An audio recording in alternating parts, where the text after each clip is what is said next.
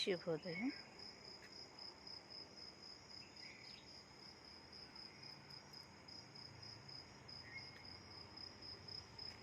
ఈ మొక్కల భాష ఏంటో మనకు తెలియదు, కానీ మనకి వచ్చిన భాషలో వీటితో మనం మాట్లాడుకోవచ్చు.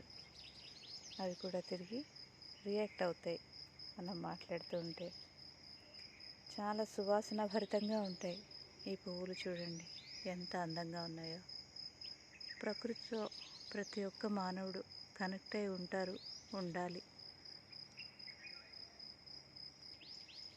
ఈ గ్రీనరీ, ప్రకృతి, పక్షుల కిలకిల రావాలు ఇవన్నీ చూస్తూ మనిషి చాలా ఆరోగ్యంగా ఉండడం కోసం ఈ సృష్టి నిర్మించబడింది మనకి.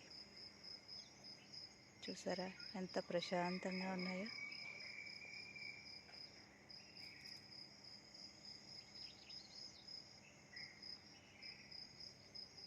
మీరు కూడా రోజు ప్రకృతితో కనెక్ట్ అవుతూ ఉండండి. అలాగే మీ ఇంట్లో ఉండే మొక్కలతో కనెక్ట్ అవుతూ వాటితో మాట్లాడుతూ, అవి కూడా మన కుటుంబ సభ్యులే కాబట్టి వాటికి కూడా గౌరవాన్ని, ప్రేమని, అభిమానాన్ని కోరుకుంటాయి. మనం వాటిని అందజేస్తూ వాటితో కనెక్ట్ అయి ఉండడం వల్ల మనం కూడా చాలా ఆరోగ్యంగా ఉంటాం. ధన్యవాదాలు.